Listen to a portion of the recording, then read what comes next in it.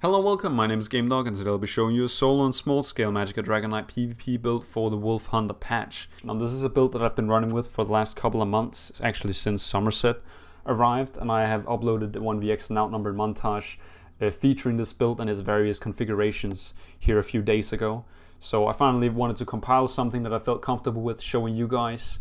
This build is mainly going to be a sword and board and ice staff setup, currently configured in heavy armor.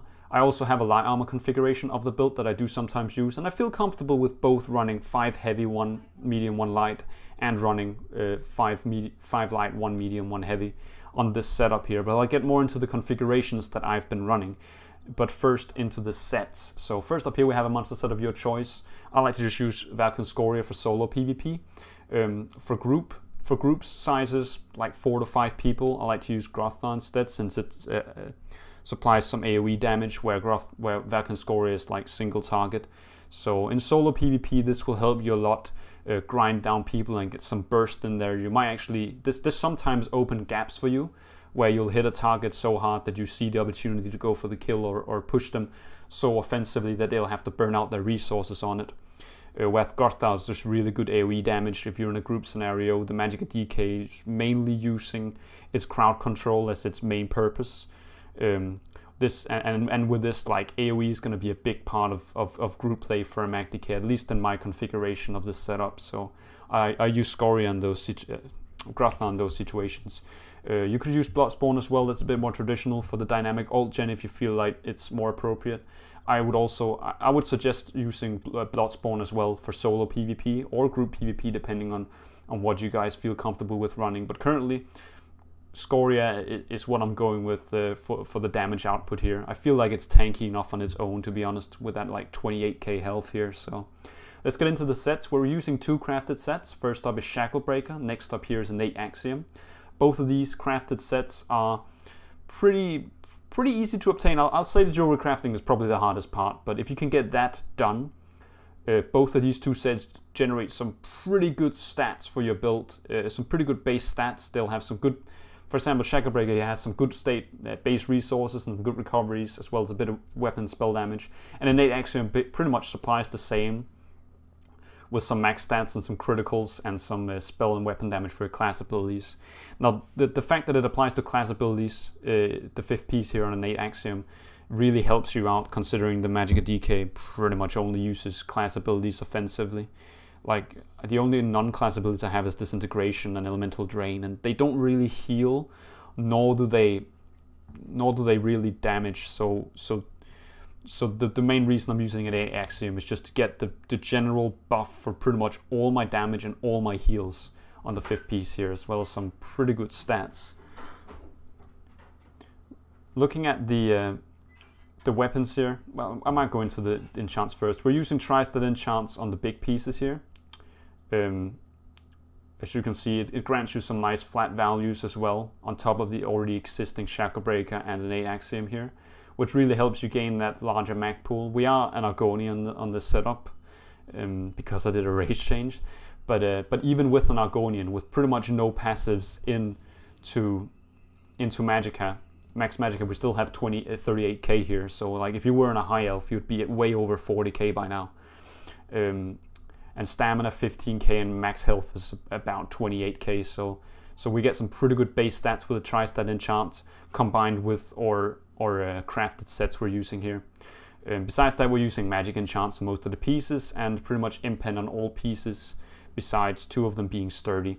Now on the jewelry, we're using spell damage on 2 here, as well as arcane on all 3, and then 1 piece recovery just for the base recoveries. Now we are an Argonian, so we do get some extra stats by choking a few potions. I'll get into which potions I use in a moment, but the base recovery of 1300 is not too bad. It's actually pretty good on this. I could actually drop a bit more recovery if I needed to. I don't feel like I'm ever running out, considering I'm using Elemental Drain here on the back bar. So it really keeps you floating, this ability here. And that's why we're using an ice staff as well. Not to mention that you can block on the back bar with this. I'll get into that in a moment as well. So the configurations I've been running of this setup, I've been running 5 piece heavy, 1 piece medium, and 1 piece light, like I'm doing now, for small scale, like 2 to 3 people, and for solo PvP. But for bigger groups of like 4 or 5, I've been running a light armor configuration where I've just basically crafted light armor shackle breaker for my body instead. Now, this landed me some more damage in situations where I get higher crit and higher penetrations, and I don't need to take as much pressures as I would in solo or smaller groups. So if you are playing in groups of like 4 or 5 people, you can jump into a light armor setup with 5 light shackle, one medium, 1 heavy instead, and get more damage, because in group situations you obviously benefit from the fact that you have other people to soak up some of the pressure on, where you don't have to take all the pressure yourself.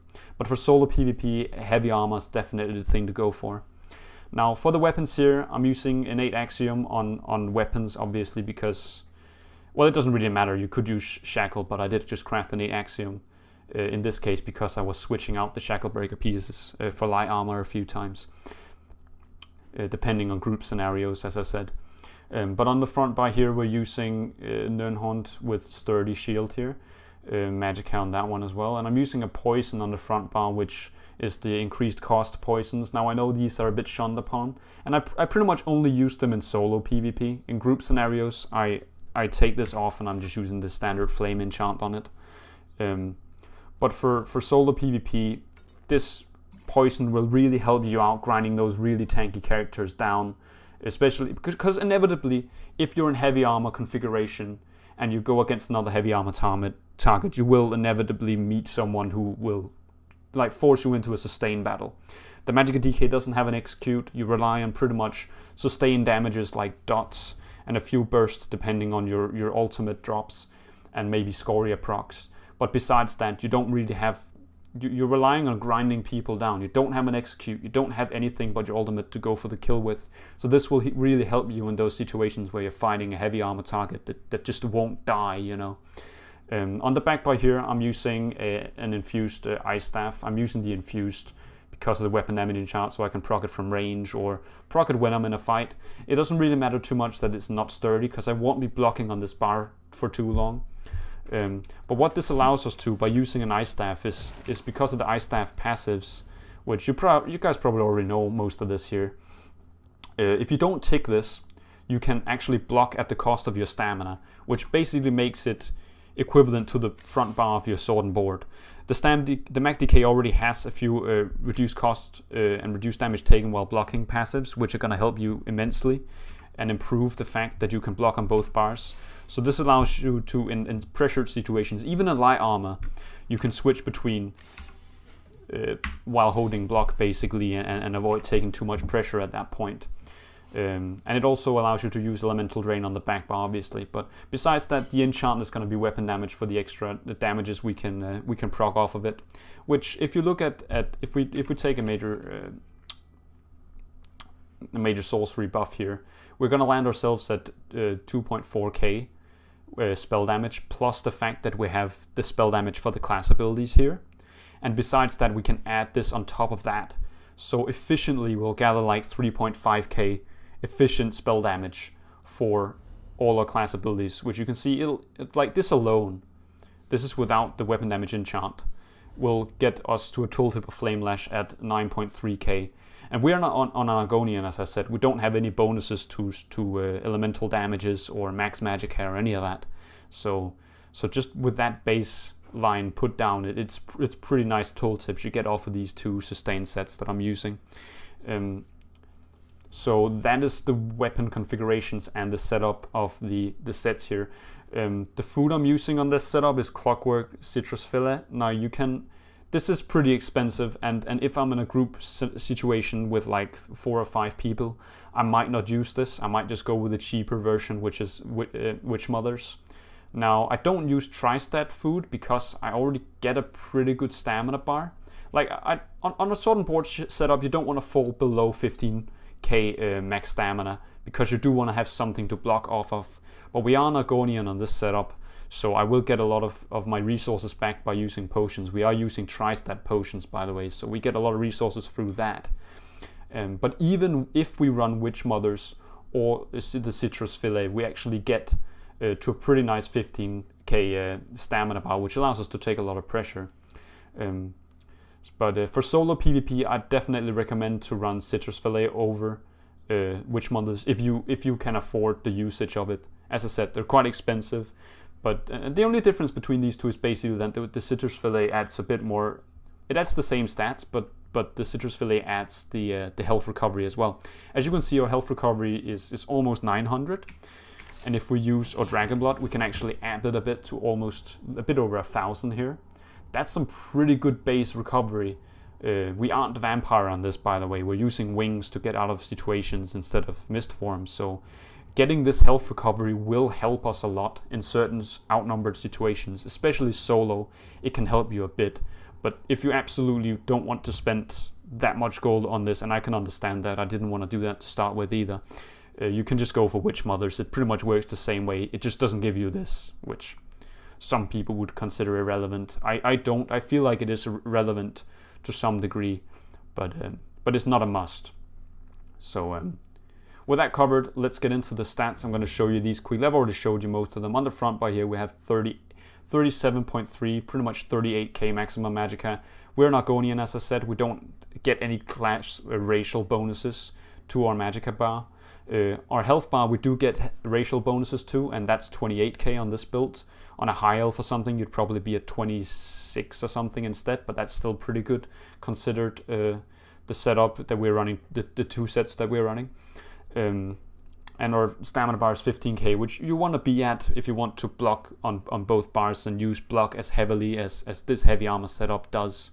Anything below that is a bit risky in my opinion, because even though like you might have a lot of reduced cost of blocking in both passives in the class and in your CP, you will inevitably meet the situation where you'll have to roll dodge or block something unexpected and you will fall low on resources. So 15k is the place you want to hit there, spot you want to hit. Spell damage without any buffs is 2k, and with the major sorcery buff, as I showed you before, I'm just using the Alliance War pots to proc it. Don't want to go find them up. Yeah, you get that 2.4k, which is still like pretty decent. Like again, we do have innate axiom, but innate axiom doesn't apply to the spell or weapon damage stats. It applies directly to the abilities instead. So that's why it's not showing up here. Our spell critical is pretty high as well. We're using Quarterize on the front bar here to get that extra crit. I'll get into that in a moment. In light armor configuration, you'll get approximately 45% critical there, so that's pretty good. Our recovery is also pretty nice, 1300. We are an Argonian on this setup, so we're not getting any racial passives towards recovery, but our potion passives for the Argonian will keep us afloat. And I actually feel like this is a bit too much for the heavy armor configuration. Maybe for the light armor configuration this is decent, but I might actually be able to drop it lower than this. But it all depends on your playstyle and what you prefer and what your threshold is for resource management. Our resistances is not insane. We're not using Bloodspawn, so buffed it's 26 and 23 physical. It's decent. It's what you'd expect, I think. And crit resistances is 2.6k. That's about where you want to be, with most of our traits being impenetrable, and we have a bit into our champion points as well, which I'll show later.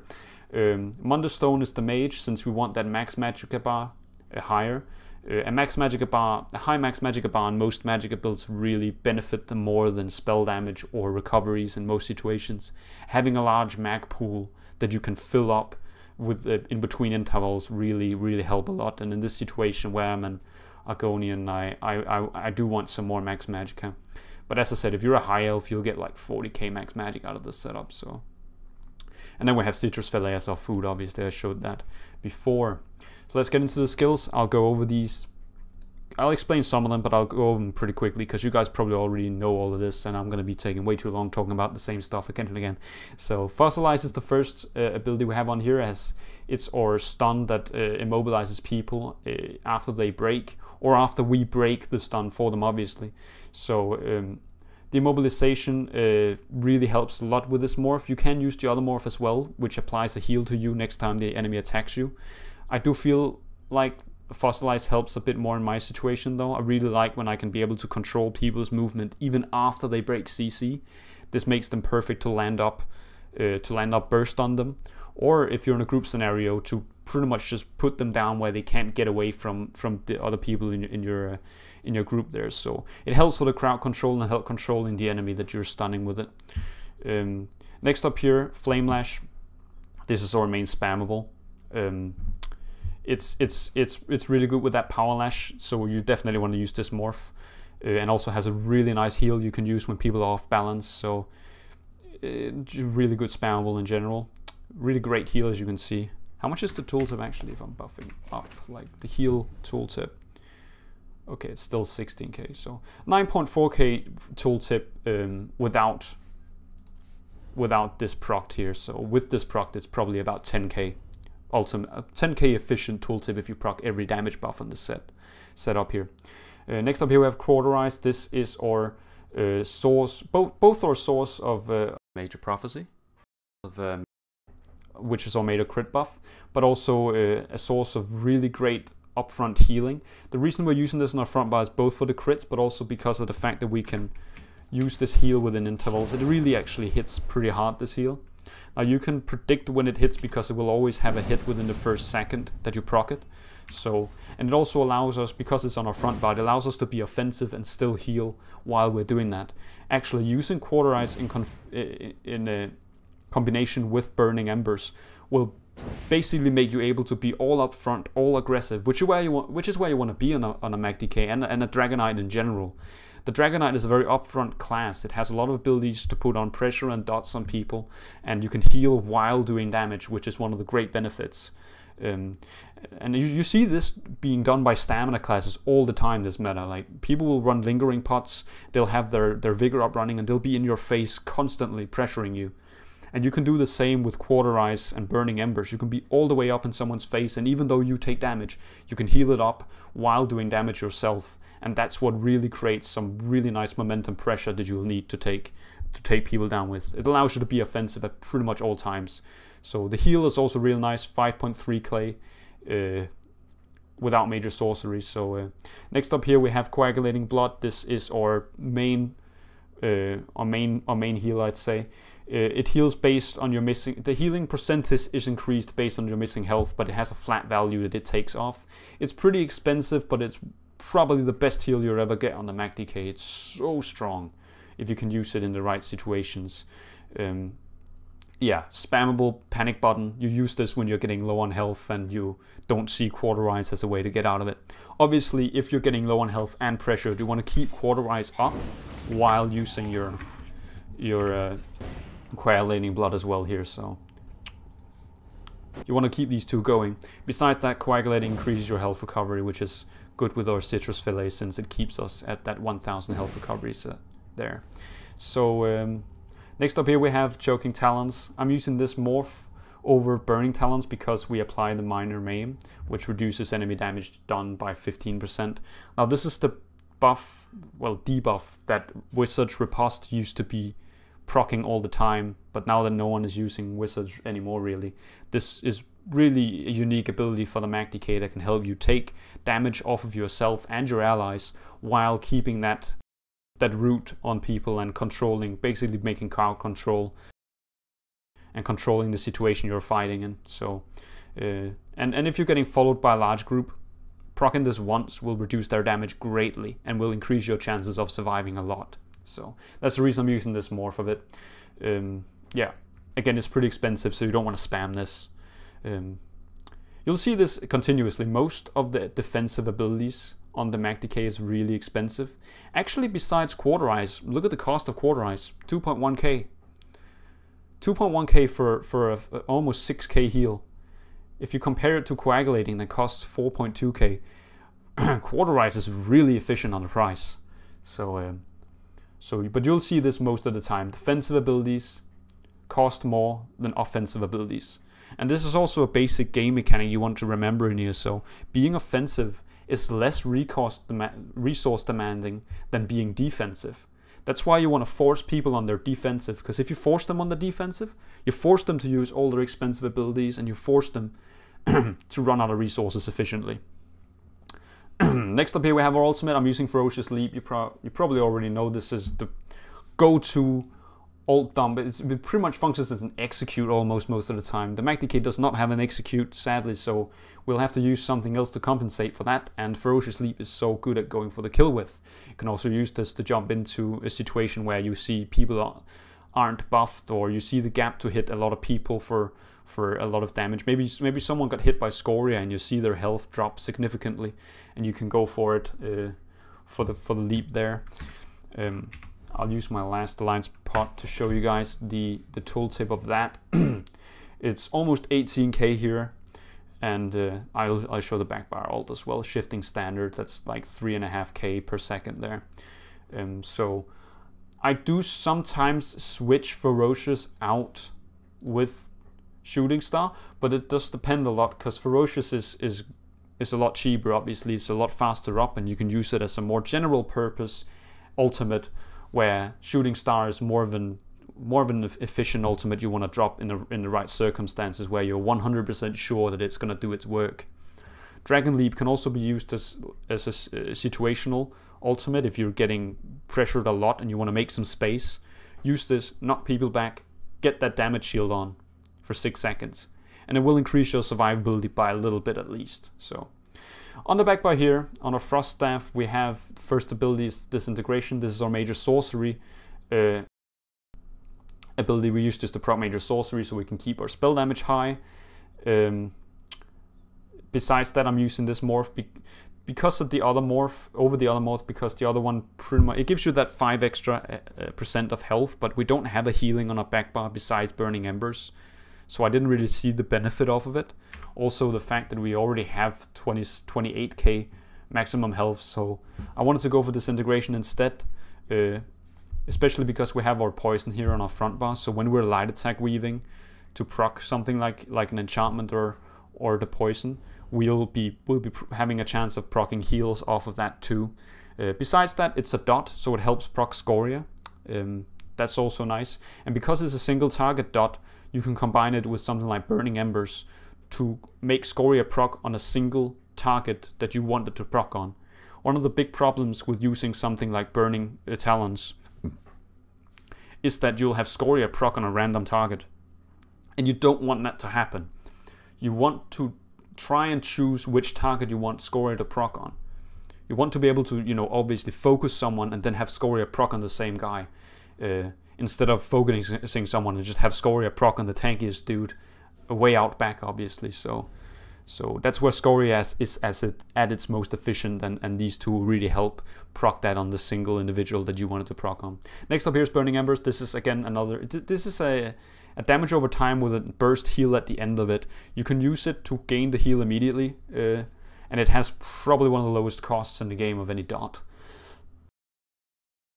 This also provides some great offensive heals. You can keep pressure up, you can apply the dot and get the heal that you did, considering the prior damage you did to the target before you applied it again.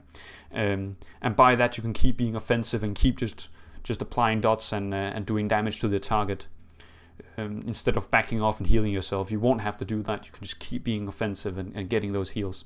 Next up here is Elemental Drain. This is one of the primary reasons we're using an Ice Staff, is because we can both slot this and we can use the Ice Staff as a shield.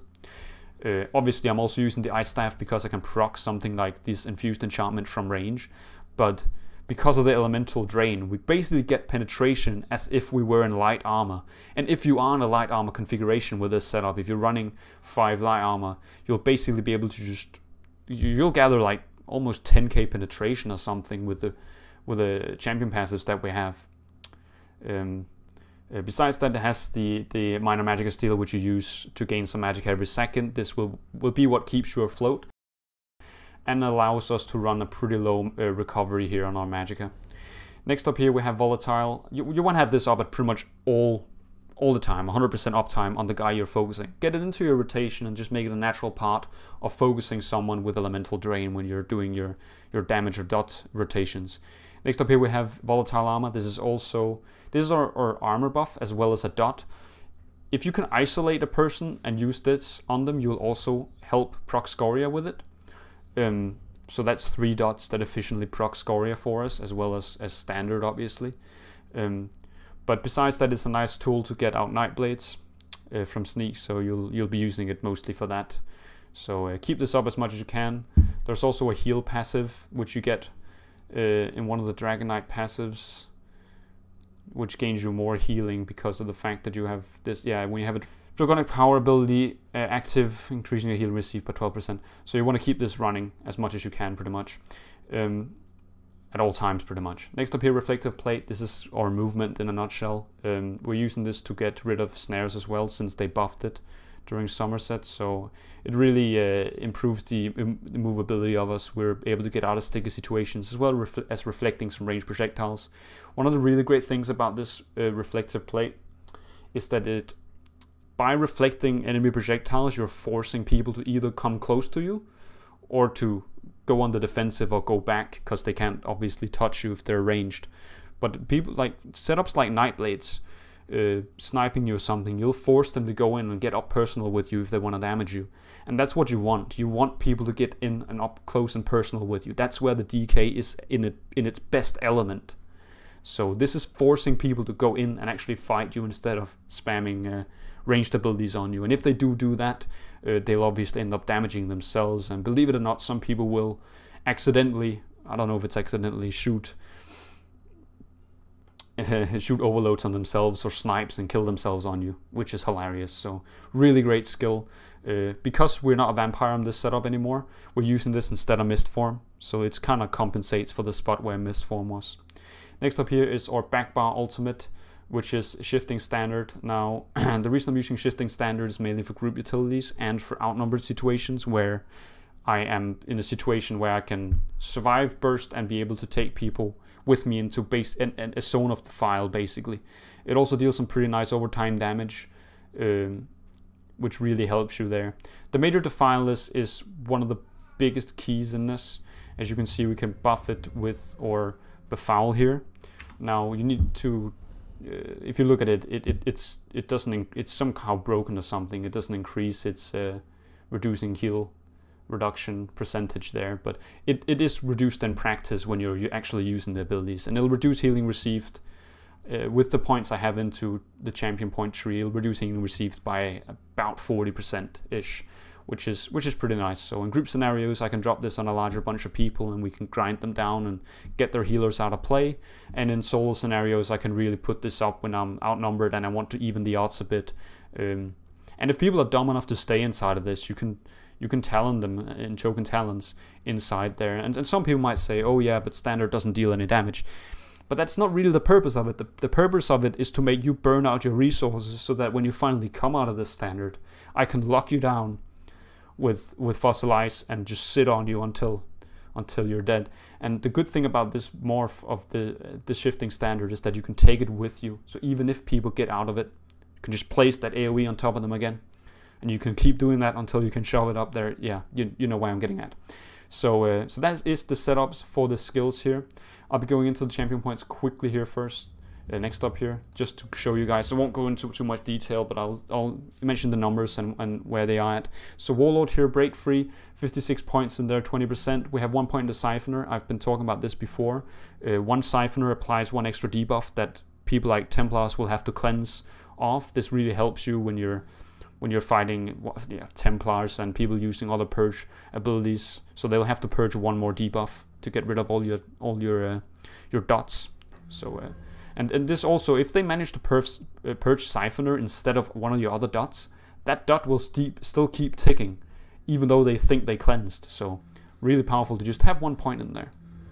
Next up here, Arcanist, how you pronounce it. 56 points in there, 12% mag recovery. We don't need anything in here. We're not using any heavy attacks pretty much. Next up here we have 41 into Befoul. This is our heal reduction for our shifting standard. Next up here we have Tumbling, 40 points, 16% in there for a bit of roll dodge. Sometimes you will need to roll dodge where wings can't help you out and you're stuck in a situation where there's simply too much pressure and you'll need to relieve it a little bit, so you can do a roll dodge, get some space, heal yourself in the animation cancel roll dodge event, and then get some space from the group or the players who are on you there. Next up here we have Shadow Ward, which is or reduced cost of blocking. You want to have a significant amount in here, so I have 22%, 66 points. Next up here we have 27 in the Blessed. This is our healing done, and we have 37 into Elfborn. This increases our criticals, both our heals and our crit damages. On light armor configurations, as I said, we have 45% crit, so that's a pretty nice amount. And in our heavy armor configuration even, we're having a 35% critical, so this suits us pretty well to have this, especially in combination with Quarter Eyes. Next up here we have Elemental Expert, 49 points, 11% in there, increases the damage of our elemental damages. Next up here we have Spell Erosion. This is our leftover points we're putting in here, so whatever we didn't use in any of the other trees we'll just put into this, which is Penetration, so 24 points in there. Shattering Blows, we have this because we don't have an Execute, by the way, so when we're finding people like Mag Sorks or Mag Blades and they're using Healing Ward, we want some extra punch to get through that Healing Ward so we can actually go for the kill. So this really helps us a bit there, and it scales pretty well, so not too many points to lose to get 9% damage done on shields. So next up here we have Master at Arms. This is our general single target direct damage done. Or Flame Lash will work with this really well, and our Scoria I believe also will, but 66 points in there, 22%. You want a lot into this, it scales really well. Next up here we have 37 in the Thermaturge. This is our damage over time. We have 15.1% in there, 37 points. You have, as I said, you have like 3 dots mainly used, and you do use this to proc Scoria. And by the way, well, Scoria has a proc on its own actually. It has a damage over time, so it has a chance to proc itself. So that's 4 efficient dots right there. So 37 points, 15% is kind of nice to have that in there. It also scales pretty well.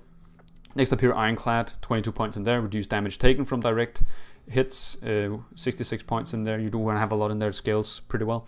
Resistant, this is our crit resistance. You want to have as many points as you need to get 2.6k-ish in your crit resistance. So if you're missing some traits in here, just say you're running more sturdy traits than I am, then you want to put some points in there so you can kind of even it out to that 2.6k crit resistance, especially against Nightblade ganks or whatever is running above 30% crit. This will actually help you a lot, and you'll see a difference immediately when you slap some points in there. Next up here we have Thick-Skinned, reducing damage taken from damage over time effects. Now a lot of people are running bleeds this patch, and you'll see them stack it really high, so you do want a lot in here. It also scales pretty well, so why not use some points in here? It really does work well. Next up here we have Hardy. This is our reduced damage taken from physical and poison and disease damages, 9%, 37 and 37 in Elemental Defender here. Reduces damage taken from frost, shock and magic damage. So these two don't scale very well, so we're putting most points in here, but you do want about 9-8% in these two, since they will protect you against the damage elements that you're getting subjected to no matter what, pretty much. So next up here we have Expert Defender, reducing damage taken from light attacks and heavy attacks. Now heavy attacks and light attacks was buffed again, so they do hurt quite a lot, especially if people can get you with 2H heavy attacks, for example, can really proc some nice damages. So putting a bit in here, 14 points for 9%. It scales really well. It's not too much to lose to get a bit in there. 27 the crit recovery, healing received. Also some standard, just put 7% in there. So and then we have the remaining points of our tree either into resistance or into heavy armor focus in this situation, which is just because of the fact that I didn't have anywhere else to really put it in. And looking at it, you have lower physical resistance than spell resistance by nature on the Mag Decay, so putting a bit in there gave me a bit of extra fist resistance, which I do in some situation, you will in some situation need, but it's not mandatory. It's just leftover points I had. I could have put them in here just as well, pretty much. So that is the setup, guys. Please leave a comment what you guys think on this setup, what could be improved, and what you guys want to do with the Magicka DK in the current patch. I've been Gamedog, you've been awesome, and I'll see you guys later.